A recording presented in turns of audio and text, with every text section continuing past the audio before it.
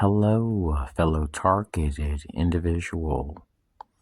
I realized that this activity based on gang stalking was a substantial threat to public safety, our security, and our safety a long time ago. These people that are involved in this clandestine activity enroll into schools. They harass people where they shop, where they buy gas in some cases, where they walk, where they go to doctors' offices, where they socialize, where they worship, on airplanes, airports, overseas, at a hotel. They may get a place on the same floor as you. They may outsource to foreign groups, so they provide foreign targeting opportunities. They may even operate through U.S. embassies overseas. These clandestine characters have plenty of money to burn, so they don't mind paying people off. They'll wear suits, drive black SUVs, they'll use elderly people. In every single state, I've dealt with elderly Freemasons. And the reason why the clandestine utilize them is because they've taken an oath to secrecy. Many of them would never be considered a threat because they have no criminal record, they've served in the military, and since they're older, they would be looked upon as being war heroes. So nobody would suspect them of being an issue in a community. They may even view them as doing a legitimate governmental activity based on surveillance or community policing. So a while back, I had a relative that contacted me, and this relative had told me that she had one drink out of a beer. She had a date, and she met this guy online. She went unconscious after taking one sip out of a beer. I couldn't believe it. So she was sexually assaulted, and I take her to a park in downtown Austin days after this. There was nobody there, and guess who shows up? The rapist with two elderly people. I'm assuming it was his grandparents. A fleet of black SUVs shows up, and these people are wearing black suits and black ties, black shades. I told my relative that I didn't feel comfortable there. I wanted to get out of there right now. Crazy things started happening. These people showed up at my school. They were behind my car during a staged accident. My police reports came out blank, classified, top secret. Sometimes I would just see an incident number, and that'd be it. A completely blank report. I've noted the same thing pretty much here in Florida. They remove the tag numbers. They remove all the information I share. So this is due to interagency cooperation at times. Interagency partners, they look out for one another. So for that reason, I've been harassed state by state. This is a business. The reason why they utilize Freemasons is because they're all over the place. And they'll utilize select partners. They're not in lodges talking about gang stalking people. Not every lodge is doing this. You may have noticed a lot of Freemasons have a secret clearance. They're business owners. Some of them are very wealthy. There's a lot of Israelis in this. A lot of these Freemasons have worked for the military, defense contractors. So they are a prime target for targeting other people, along with other civic groups and select members. You may notice in every state while you walk, you have random cars honking horns at you. And when you talk to neighbors, you're like, that never happens to me. And sometimes you may notice these people that are doing this have no tag on their car, a U.S. government tag. It makes you wonder, why are they doing this for years? So the enemy utilizes tactics that the Stasi utilized based on Zersetzen, which means decomposition of the mind. They work to destroy the mind. And the Stasi, they utilized, according to records, from people which were targeted, they would microwave them. They referred to it as X-ray machines. And they would also make sure that the target was driven to insanity. So their goal was to destroy the mind and to also cause the targets cancer by irradiating them. That's not the case for me, but the targeting that I've experienced pretty much has been based on gang stalking. So when you look at these people's tags, you may notice disabled veteran, Purple Heart, personalized tag, Kiwanis member, Lions Club, Rotary Club. A lot of these groups are filled with good people, but you have some people that abuse these programs. And did you know that a lot of cops, they have side jobs as contractors? Not all, but there's a lot that do things on the side for money, so they can essentially work for any defense contractor or any agency discreetly. Nobody would really know, and they can share their resources for targeting. So this targeting apparatus has very few loopholes for whistleblowers because they sign non-disclosure agreements. And if you look at the case involving DHS whistleblower Julia Davis, when she went to the FBI, they targeted her. The U.S. Marshals, DHS, they slandered her as a terrorist. So there really is no incentive for people to whistleblow. Cops can lose their jobs, they can lose their pensions, their families can fall apart, they can suffer. It can lead to divorce, mental illness, depression, and in some cases, insanity. So what the enemy does is they take shots at you systematically and they outsource this.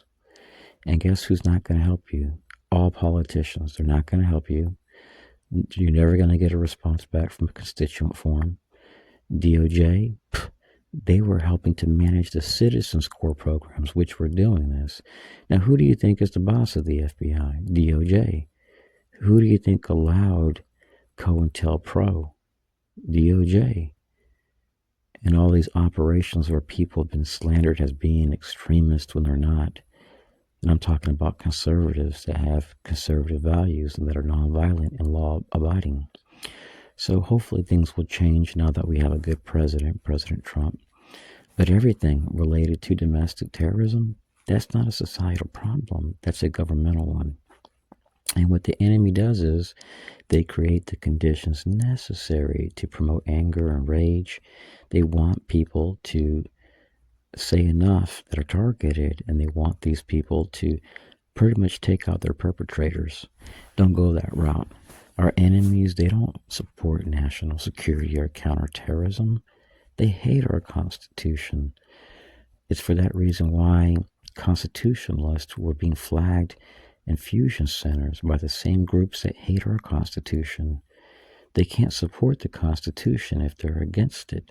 So they have to hire, at times, a lot of young, naive people, and they have to condition them to believe that what they're doing is necessary to promote national security or homeland security.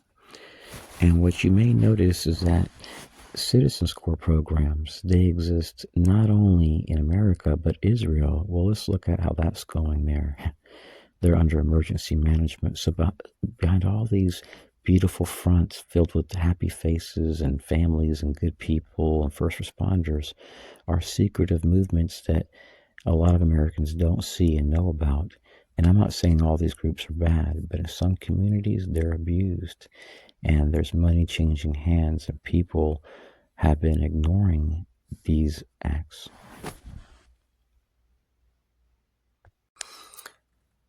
Targets of harassment may also have random neighbors honk horns at them, and you may think they're being friendly, but when you see them flicking you off, throwing trash your way, exiting their house when you do, whistling and going back in, you clearly see that it's not about being friendly. And when you question these people, sometimes they'll tell you things that they were told, and it'll make you feel really bad about living there, even though you know it's a lie, because you know those people are believing that.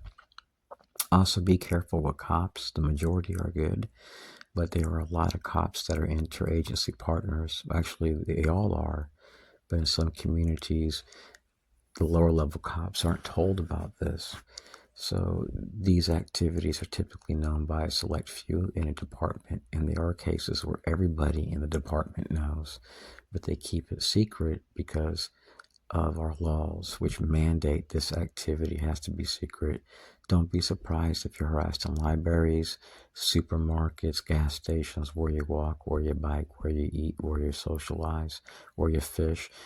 The gang stalkers, feel like TIs, they were your FBI at one time. They were Citizens Corps. They were your CIA, which operates nationwide. People have this assumption they work overseas. They use army resources, psychological warfare, black ops groups, special activities division, active duty army. Stay away from bases. Don't live in communities with bases because you'll just be targeted more. And they go into schools, classrooms, they rent homes. Remember that case involving the eBay executives? They actually stayed in luxury rooms, hotel rooms, the entire time. They traveled. And one of these guys was a CIA asset. That's what they do. For these people, spending a measly $2,000 a month while keeping a job and paying rent elsewhere is no big deal. It's a drop in the bucket. And they may just stay for a short time, slander you, harass you, then leave. I've seen this. So that's what the eBay executives did, and that's what the clandestine do here in America. And in many cases, they don't even have to do that. They can go to your VA and find out who lives nearby you. They can go to your American Legion, your VFW, and they can outsource like that. They can knock on doors, offer money and incentive. Also be leery about emergency management, mutual aid partners like school teachers. Those are back doors for the clandestine. They will also make bogus mutual aid requests sometimes and abuse their authority, these perpetrators, and have you slandered and targeted in malls where you're eating with your family, restaurants. They can knock on the back doors of medical clinics, hospitals, slander you as a threat there. They even go overseas and do this. So anyways, this is beyond anything the average American could believe to exist, but it occurs. And that's why the Stasi here is able to get away with it, because it's all done in a manner based on deniable plausibility. Now, a while back, I went out and I had a drink. I met a TI, and he said, let's go out and have a drink. At least I thought he was a TI. And I meet him at a bowling alley, and I take one sip out of a beer. I go unconscious. I wasn't harmed, but the staff there put me in a booth. And somebody there contacted my family. They went through my cell phone. And it was then that I knew that my relative really wasn't joking around. So I moved here to Florida, and I documented the same thing I documented in other states. 100%. It's crazy. My reports come out like with nothing on them. Even the cops that were there overhearing, when I got my police reports, their mouths opened up. So this stuff is kept secret. So there are cops that are complicit, and maybe federal laws mandate this, but the ones that did this are actually a part of this because they concealed crimes. And the county attorney, I couldn't believe it. They didn't want to investigate. They came out with a guy with a gun. I left. I was very courteous. And I started collecting police radio dispatch records to find out an outside agency was doing this. And they were flagging me upon arrival to different cities for my birthday, when I arrived in a different place just to walk. So that's all I want to share.